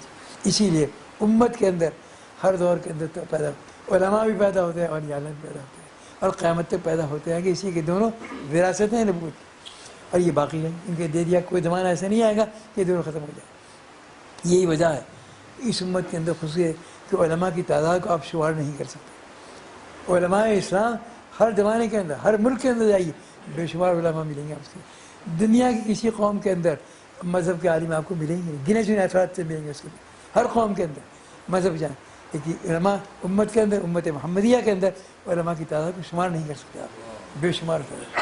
یہ فیضان ہے محمد صلی اللہ علیہ وسلم گویا یہ علماء کی تعداد بے شمار کے. اسی ہے اولیاء اللہ ہر دور کے اندر اولیاء اللہ موجود ہے. لوگوں کے ذہنوں میں خیال پیدا ہوتا ہے کیا قدیم دور کی کتابوں میں اولیاء اللہ کے حالات پڑھتے عجیب و غریب حالات سامنے آتے ہیں، ان کے کشف، ان کی کرامتیں. حالانکہ کشف و کرامت معیار نہیں ہے. کشف و کرامت ولایت کا معیار نہیں ہے. ولایت کا معیار کیا چیز ہے؟ ولایت کا معیار ہے اتباع سنت. جو اتباع سنت کے چل رہا ہے وہ ولی ہے اپنے وقت کا. چاہے ساری بات ایک کرامت ظاہر نہ ہو، ایک کرشمہ ظاہر نہ ہو، لیکن وہ ولی ہے اپنی بات. اس لیے لوگ دیکھنے میں غلطی کرتے ہیں، یہ سمجھتے ہیں کہ ولی وجہ سے کوئی کشف و کرامت ظاہر. یہ نہیں ہے. فرمایا ولی وہ ہے جو زیادہ سے زیادہ اتباع سنت کر رہا ہے، وہ ولی اس کا. تو گیا ہفتہ ایک معیار میں. اب بھی آج کے لوگوں کے ذہنوں کے اندر خیال پیدا ہوتا ہے کہ ایسے اولیاء اللہ جو پہلے تھے آج ہمیں نظر نہیں آتے، کہتے ہیں لوگ سے. لیکن کس کو نظر آتے ہیں؟ فرمایا نظر آتے ہیں اس کو جس کے اندر طلب صادق ہو، سچی طلب جس کو، اس کے لیے بھی آج بے شمار اولیاء اللہ موجود ہے. اور جس میں طلب نہ ہو تو پیغمبر کے زمانے میں اس کے لیے کچھ نہیں. بے طلب کو پیغمبر کے دور میں بھی کچھ نہیں ملتا، اور طلبگار کو غلامان محمد سے بھی بہت کچھ مل سکتا ہے. رسول اللہ کے دور میں کوئی ابو بکر آیا تو صدیق بن کر لوٹا، اسے کہ طلب صادق لے کر گیا. کوئی عمر آیا تو فاروق بن کر لوٹا، اسے کہ طلب صادق لے کر آیا. کوئی عثمان آیا تو غنی بن کر لوٹا، اسے کہ طلب صادق لے کر آیا. کوئی علی آیا تو حیدر کرار بن کر لوٹا، اسے کہ طلب صادق موجود. اور کوئی ابو جہل آیا بے طلب بن کر آیا تو بے طلب بھی رہا، آج بھی محدود، کل بھی محدود، کل بھی محدود تھا، آج بھی محدود. ابو جہل ہو یا ابو لہب، بے طلب کے لیے پیغمبر کے پاس بھی کچھ نہیں تھا، اور طلبگار کے لیے غلامان محمد کے پاس بہت کچھ موجود ہے. تو یہ امت کوئی یتیم امت نہیں ہے، لاوارث امت نہیں ہے. وراثت نبوت آج بھی زندہ موجود ہے اس کے اندر، آپ کے لیے موجود ہے. اور یہ اللہ بھی موجود ہے اس کے اندر، اور علماء بھی موجود ہے اس کے اندر. اس لیے اس کو امت کو یہ نہیں کہا کہ یہ لاوارث امت ہے. اس کے اندر لاوارث نہیں ہے، قیامت تک باقی رہنے والی ہے اس کے اندر. اور دونوں چیزیں نبوت کی وراثت دونوں قیامت تک باقی رہیں گی.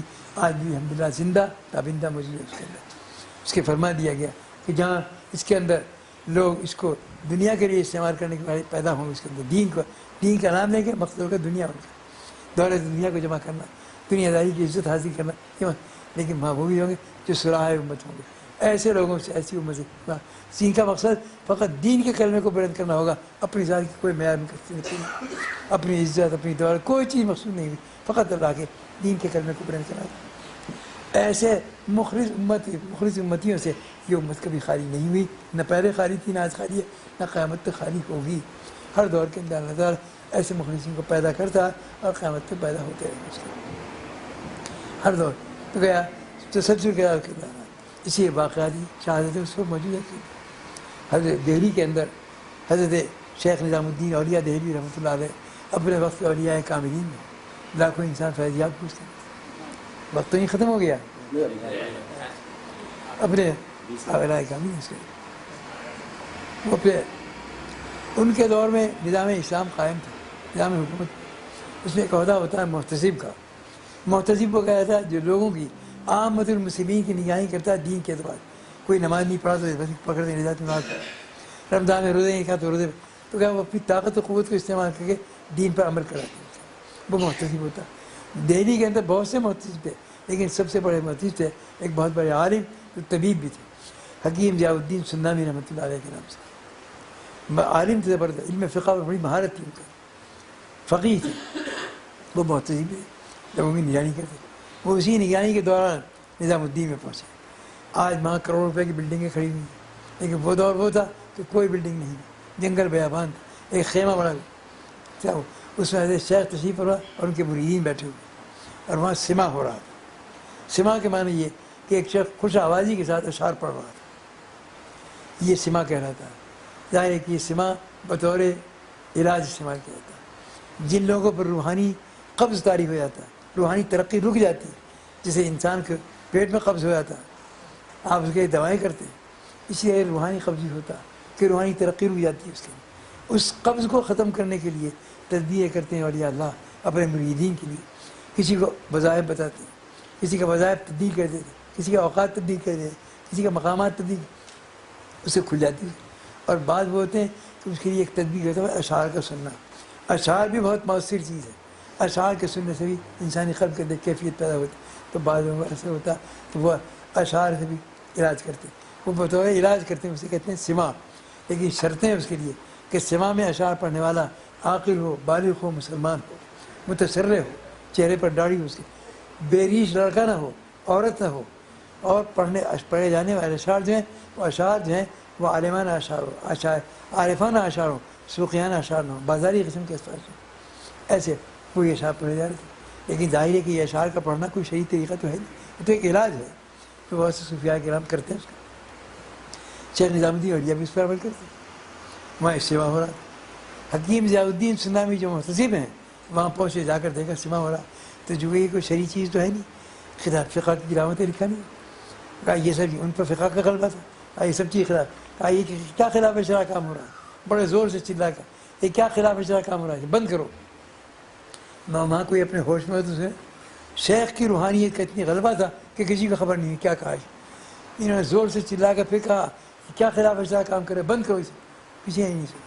تیسری مرتبہ پھر کہا مگر نہیں سنا، جب دیکھا کوئی سن ہی نہیں رہا ہے تو اپنے ساتھ جو سپاہی رہتے تھے ان کے پولیس رہتی تھی، کہا ایسے نہیں سنیں گے، جا کر اوپر خیمے کی رسیاں کاٹ دو، جب خیمہ گرے گا ان کے تب پہنچائے ہو جائے گا۔ حکم کی دے تھی، پولیس والے اوپر چڑھے، جا کر رسیاں کاٹ دی، مگر ماں بڑی کامل بیٹھا ہو، خیمہ رسیاں کٹنے کے باوجود جو کہ تو قائم رہا، گرا نہیں۔ حکیم صاحب کو خطرہ ہوا کہ پولیس والوں کا عقیدہ نہیں خراب ہو جائے، کہا کہ جو کچھ اور غلط ہوا چلو یہاں سے، چلو یہاں سے، لے کے چلے گئے اس کو۔ یہ واقعہ ہو گیا، اس پر 2 سال بیت گئے، 2 سال گزر گئے۔ 2 سال کے بعد حضرت شیخ کو نظام الدین اولیاء رحمۃ اللہ علیہ کو علم میں آیا کہ حکیم ضیاء الدین سنانی پر عالم نزع طاری ہے، ان کا وقت وفات قریب ہے۔ ظاہر ہے کہ وہ عالم ہے، جید عالم ہے، اس سے شیخ کے قلب میں ان کی محبت تھی، تو لوگوں کو اطلاع کیے بغیر یہ خبر سنتے ہی بے اختیار چل پڑے ان کی طرف، جب کہ کہیں نکلتے تھے بعد تو سینکڑوں آدمی پیچھے چلتے تھے، لیکن آج کسی کو خبر نہیں کی، خود چل پڑے اس طرف میں، اس جسم میں، اس محبت میں۔ میروں کی مسافت نظام الدین سے دہلی تک، گرمی شدید پڑ رہی، اسی کے اندر چلے جا رہے۔ حکیم صاحب کے گھر پر پہنچے، وہاں گھر میں کوئی عورت نہیں تھی، ایک وفادار خادم تھا۔ حکیم صاحب دروازے پر دستک دی، خادم آیا۔ دہلی وہ مقام تھا کہ شیخ کے معتقدین اور وہ تھے کہ ہر شخص کی تمنا تھی کہ قدم ہمارے گھر پہ آ جائے، ہر شخص تمنا رکھتا تھا۔ یہ خادم بھی نہیں پتا، دروازے پر آیا، دستک سننے کے بعد دیکھا حضرت شیخ کھڑے ہوئے تھے، کہا عجیب و غریب حال ہو گیا، حضرت شیخ تشریف لائے، بڑا بےتاب ہو گیا دیکھ۔ شیخ نے فرمایا کہ جاؤ حکیم صاحب سے ہمارا سلام عرض کرو، ہماری دیکھو السلام علیکم، اور پیغام دو کہ نظام الدین آپ کی طبیعت پوچھنے کے لیے اندر آنے کی اجازت چاہتا ہے۔ ایک پیغام یہ دوڑتا ہوا آیا خادم، اور آ کے بڑے اہتمام سے کہا کہ حضرت شیخ تشریف لائے، باہر تشریف فرما کھڑے ہوئے ہیں، آپ کو سلام کہا ہے اور یہ پیغام دیا ہے کہ آپ کی مزاج پرسی کرنے کے لیے اندر آنے کی اجازت چاہتے ہیں اس کے پاس۔ حکیم صاحب نے اسی عالم میں نظر، ہوش قائم تھے ابھی تک، اسی نظر کے عالم میں جواب دیا کہ جاؤ سلام کے جواب میں کہو وعلیکم السلام، اور پیغام کے جواب میں کہو کہ میرے مرنے کا وقت قریب ہے، میں اس وقت میں کسی بدعتی کی صورت دیکھنا نہیں چاہتا، لہٰذا آپ کو اندر آنے کی اجازت نہیں ہے۔ وہ جو عمل دیکھا تھا امام حضرت شیخ کا، وہ سما کا، اسے بدعت قرار دیا، کہا کہ میں بدعتی کی صورت دیکھنا نہیں چاہتا، لہٰذا آپ کو آنے کی اجازت نہیں۔ وہ ذات کسی کے لوگ تڑپتے تھے کہ گھر پہ قدم آ جائیں، وہ آنا چاہتے ہیں، یہاں حکیم صاحب کہیں نہیں آنے کی اجازت نہیں۔ خادم کے قدم پتھر کے ہو گئے، کیسے جا کے شیخ سے یہ کہے کہ آپ کو اجازت نہیں، مگر باہر جا کر خاموش کھڑا ہو گیا۔ شیخ نے فرمایا کہ جو کچھ کہا حکیم صاحب نے انہیں کے الفاظ نقل کرو، مجبور ہوا یہ اسے کہنا پڑا کہ حکیم صاحب نے یہ فرمایا، سلام کے جواب میں سلام جواب دیا اور جواب پیغام کے دیا کہ میرا مرنے وقت قریب ہے، میں اس وقت میں کسی بدعتی کی صورت دیکھنا نہیں چاہتا، لہٰذا آپ کو آنے کی اجازت نہیں۔ شیخ نے فرمایا کہ پھر تکلیف کرو، دوبارہ ہمارا سلام عرض کرو، اور یہ کہنا کہ بدعتی اپنی بدعت سے توبہ کر کے آپ کی خدمت میں حاضر کیا جائے۔ یہ پیغام پہنچا، خادم نے جا کے سنایا، اس کے جواب میں کیا ہے؟ حکیم صاحب نے اپنے کانپتے ہوئے ہاتھوں اس طرح سے پگڑی اتاری اور خادم کو دی کہ زمین میں بچھاؤ، اور حضرت شیخ سے عرض کرو کہ اس وقت قدم رکھتے ہوئے تشریف لائے، مجھے توقع ہے ان کے قدموں کے برکت سے تعالیٰ میری مغفرت فرمائے۔ 2 منٹ پہلے ان کو آنے کی اجازت نہیں دے رہے، اور جب یہ کہا کہ بدعت توبہ کر کے فرمایا کہ وہ اس مقام پر ہیں کہ ان کے اپنی میری پگڑی کے اوپر قدم رکھتے ہوئے آئے، تو ان کے قدموں کی برکت سے مجھے توقع ہے کہ تعالیٰ میری مغفرت فرمائے۔ اور یہ نہیں، بے شمار واقعات پیش آ دیتے ہیں۔ حضرت شاہ عبدالعزیز صاحب رحمۃ اللہ علیہ، شاہ ولی اللہ صاحب کو صاحبزادے اپنے وقت کے اولیاء کاملین میں ہیں، وہ پڑھائیں، درس دے رہے ہیں، اور پڑھنے والے وہ علماء ہیں کہ جو 20-25 سال مدرسوں کے اندر پڑھا کے آتے تھے، کیا پڑھاتے تھے کیا پڑھتے اللہ بہتر جانتا ہے، 12 درس دے رہے تھے اور بوڑھے بوڑھے اساتذہ طلبا بیٹھے ہوئے ان کے سامنے. اس وقت میں یورپ کے انگریز پہنچ چکے تھے، لیکن یہاں سے زیادہ تر ان کے مبلغین جاتے تھے. یورپ سے ایک مبلغ پہنچا جو ہے نہایت ذہین تھا، یورپ میں اس کی ذہانت کا ڈنکا پٹ رہا تھا. ماں بھی پہنچا، ماں بھی اپنی ذہانت کا اسے اعلان کیا دیا، اپنی ذہانت کا اعلان کیا تھا ذہین. ماں تقریر بھی کرتے تھے، تھوڑے دن جا کے زبان بھی سیکھ لی، اپنی صورت شکل ساری ہندوستانی والی بنا دی. کوئی پہچان نہیں سکتا کہ ہندوستانی ہے یا یورپین ہے. زبان بھی سیکھ لی. اس کے بعد لوگوں نے کہا کہ تو ذہین ہے، لیکن یہاں بھی ایک ذہین بستا ہے، ان کا نام ہے شاہ عبدالعزیز. کہا میرے سامنے کسی کی چلتی مارنی. میں بار بار جب سنا تو ایک اچھا ادارہ جانچ تو رک جا کے تو شاہ صاحب کے درس میں پہنچ گئے. شاہ صاحب پڑھا رہے تھے، شاہ عبدالعزیز صاحب. یہ جا کے کھا لباس بھی ہندوستانی، صورت شکل بھی ہندوستانی، میرا کی سے پہچانے. حضرت شاہ صاحب کے سامنے جا کے کھڑا ہوا درس میں. شاہ صاحب رکے اور سر سے پیر تک اس پر نظر ڈالی. اس کا فرمایا کیا بات ہے، کیوں آئے ہو؟ اس نے کہا میں ایک سوال پوچھنے کے لیے آیا. کہا کیا سوال ہے؟ کہ میرا سوال یہ ہے کہ ایک شخص اپنے گاؤں جانا چاہتا ہے، وہ آ رہا ہے، یہاں آ کے چوراہا مل گیا، 4 راستے، ایک سڑک ادھر جا رہی ہے، کدھر جائے کدھر. اسے یہ معلوم نہیں کہ میرا گاؤں ادھر ہے یا ادھر ہے. وہاں 2 آدمی ہیں، ایک سو رہا ہے ایک جاگ رہا ہے. وہ راستہ کس سے پوچھے؟ جاگنے والے سے پوچھے یا سونے والے کے جاگنے کا انتظار کرے؟ شاہ صاحب سنا تو اسے چاہیے ٹھہر جائے، سونے والے کے جاگنے کا انتظار کرے، اس سے پوچھے. کہا کہ جاگنے والے سے کیوں نہ پوچھے؟ کہا کہ جاگنے والے تو خود ہی انتظار کرا ہے، سونے والے سے راستہ پوچھوں؟ جسے خود ہی راستہ معلوم ہو کیا جواب دے گا؟ یہ جواب اس نے سنا اور الٹے قدم واپس ہو گئے. یہ طلبا کچھ نہیں سمجھے، حالانکہ بوڑھے طلبا نہ سوال کو سمجھے نہ جواب کو سمجھے. بعد میں حضرت کہا جس نے کیا سوال کیا اور کیا جواب دیا. کہا کہ تم اپنا کام کرو، اپنے کام میں دل کس کا رکھے گا، پہلے یہ بتائیے اس نے کیا کہا، آپ نے کیا فرمایا. تو شاہ صاحب نے فرمایا کہ میں نے ایک نظر ڈالی اور میرے قلب میں یہ بات معلوم ہوئی کہ میں حالانکہ کوئی علامت نہیں معلوم کہ عیسائی معلوم ہوتا ہے. یہ وہ حدیث میں اتقوا فراست المومن فانه ينظر بنور اللہ، مومن کی فراست سے ڈرو وہ اللہ کے نور سے دیکھ لیتا ہے. پہچان لیا کہ عیسائی. فرمایا آدمی ذہین معلوم ہوتا ہے، یہ بھی اقرار. اس نے بڑا شدید سوال کیا تھا، بڑا مشکل سوال کیا تھا. اور سوال کہ ایک آدمی اپنے گاؤں جانا تھا، راستہ معلوم نہیں، وہاں 2 بیٹھے ہوئے، ایک سوال ایک جاگا. کہنے کا منشا یہ تھا کہ اے مسلمانوں، تمہارا قرآن کہتا ہے کہ تمہارے پیغمبر تو قبر کے اندر جا چکے ہیں، ہمارے پیغمبر کو تمہارا قرآن کہتا ہے آسمانوں کو اٹھا دی کہ زندہ. ایک زندہ ہے، ایک سو رہا ہے، ایک جاگ رہا ہے، راستہ کس سے پوچھے؟ اگر میں یہ کہتا کہ جاگنے والے سے راستہ پوچھو تو کہتا ہے اچھا ہمارے پیغمبر کا اتباع کرو. میں نے کہا کہ نہیں، سونے والے کے جاگنے کا انتظار کرو، اس سے پوچھو راستہ. کہا جاگنے والے سے کیوں نہ پوچھے؟ کہ جاگنے والے تو خود ہی انتظار کر رہا ہے کہ سونے والا اٹھے تو راستہ پوچھوں. عیسیٰ آئیں گے قرب قیامت کے اندر، لیکن متبع بن کر آئیں گے محمد رسول اللہ صلی اللہ علیہ وسلم. وہ تو خود انتظار میں بیٹھے ہیں کہ سونے والا اٹھے تو میں راستہ پوچھوں. چلو جس ذہانت سے سوال کیا تھا اسی ذہانت سے شاہ صاحب نے جواب دیا. تب اسے اقرار کرنا پڑا کہ واقعہ میرے برابر کا، میری ٹکر کا کوئی موجود ہے. تو عرض کرنے کا منشا یہ تھا کہ اس وراثت نبوت کو سنبھالنے والے علماء اور اس وراثت نبوت والے اور یا اللہ اس امت میں کبھی ختم ہونے والے قیامت تک باقی رہیں گے. اس کے اندر یہ وراثت نبوت اور نبوت اس کی ہے کہ جن کی نبوت قیامت تک باقی رہنے والی ہے، جن کے معجزات قیامت تک باقی رہنے والے ہیں. ظاہر ہے معجزات انبیاء علیہ السلام کے ختم ہو گئے، لیکن رسول اللہ کے معجزات قیامت تک باقی رہنے والے ہیں. اور یہ عجائبات بھی سے قرآن کہ اس عجائبات قرآن کے اس کے آج یورپ میں، امریکہ میں جو ریسرچ ہو رہی ہے کتاب اللہ پر، قرآن کریم پر، حدیث رسول اللہ پر، عجائبات سامنے آپ کے شاید علم میں ہوگا. علم حدیث کے اوپر ایک کتاب رکھی ہے، ایک ریس مرتب کیا گیا، ایک فہرست علم حدیث مرتب کرنے والا ایک عیسائی عالم امریکن آئی، لیکن کہ آپ کو پوری حدیث کی کتابوں کے اندر بے شمار حدیثیں ہیں، کسی حدیث کا اگر ایک لفظ کہیں کا، شروع کا، اخیر کا، درمیان کا کہیں سے آپ کو یاد ہو، آپ اس فہرست کہیں سے نکال سکتے ہیں، حدیث فوراً مل جائے گا. یہ کوئی معمولی بات نہیں. تمام حدیثوں پر نظر اور اس کا حدیثوں کو جمع کر دیا اس ترتیب سے کہ ایک لفظ بھی اگر کسی حدیث کا آپ کو یاد ہے کہیں کبھی درمیان کا، بیچ کا، تو حدیث نکال سکتے اس کے.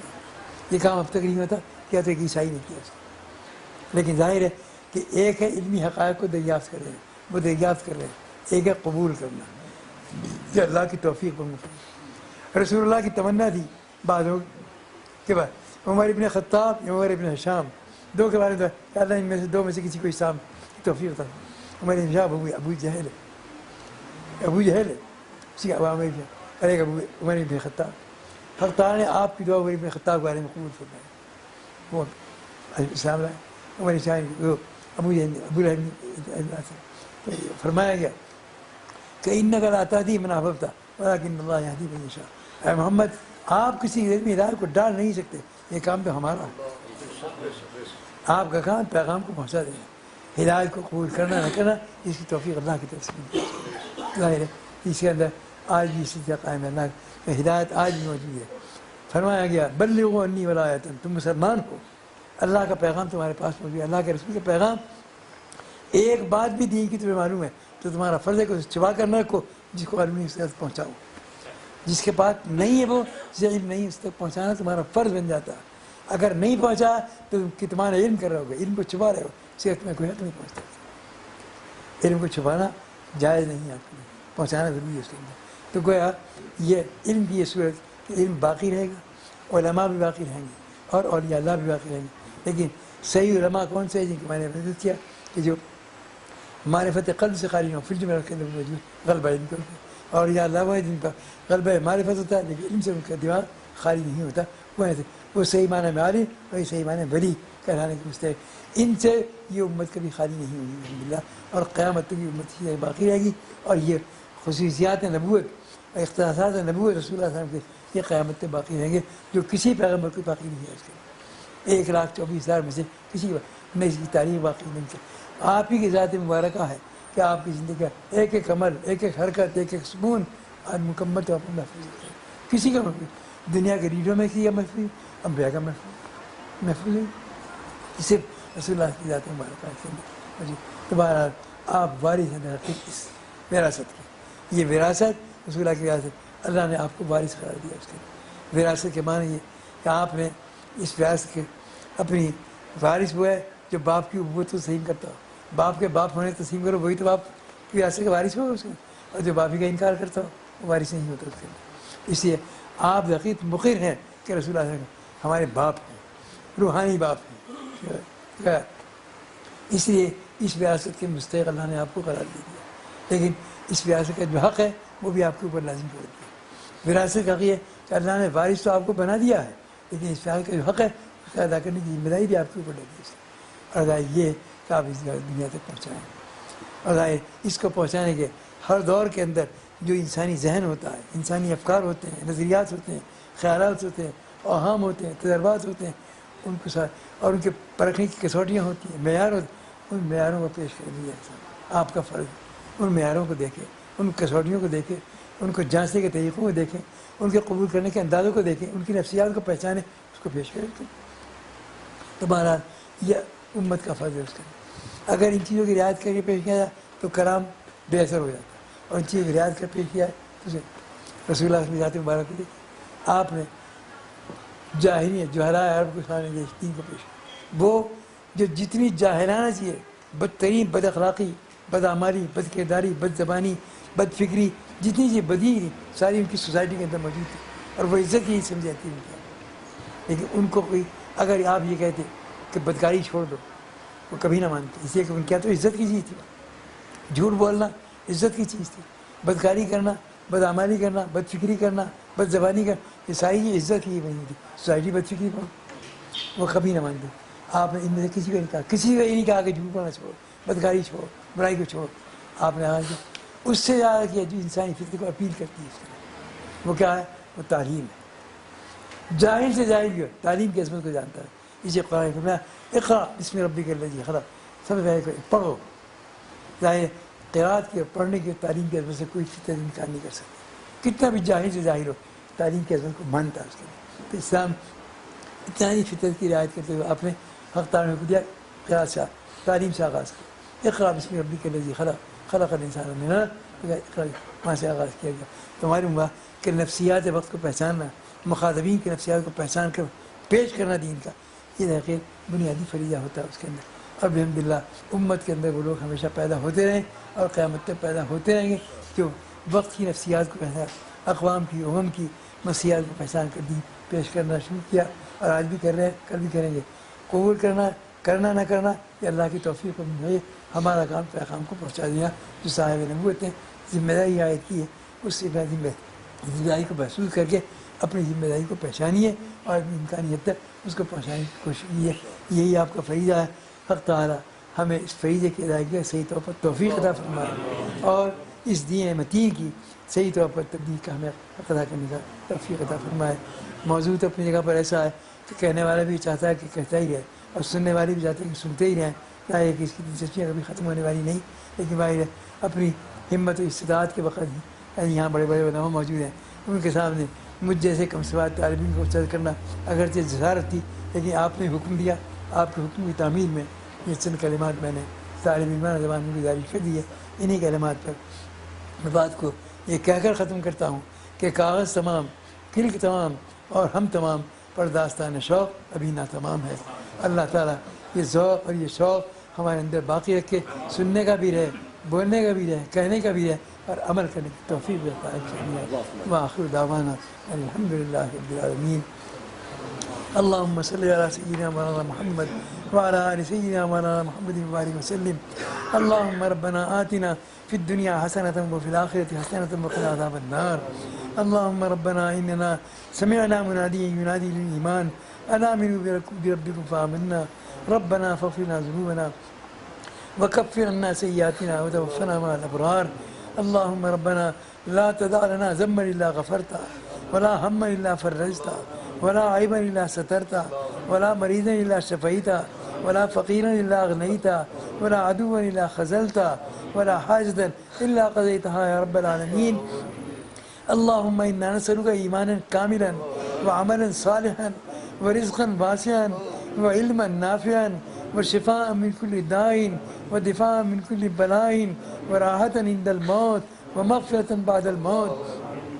اللهم أرنا الحق حقا وارزقنا اتباعه وأرنا الباطل باطلا وارزقنا اجتنابه۔ اللهم ربنا لا تزغ قلوبنا بعد إذ هديتنا وهب لنا من لدنك رحمة إنك أنت الوهاب۔ ربنا هب لنا من أزواجنا وذرياتنا قرة أعين واجعلنا للمتقين إماما۔ اللهم قنا عذابك يوم تبعث عبادك۔ اللهم نجنا من الفتن ما ظهر منها وما بطن۔ اللهم ربنا تقبل منا إنك أنت السميع العليم۔ اللهم ربنا تقبل منا إنك أنت السميع العليم۔ اللهم ربنا تقبل منا إنك أنت السميع العليم۔ سبحان ربك رب العزة عما يصفون والسلام على المرسلين والحمد لله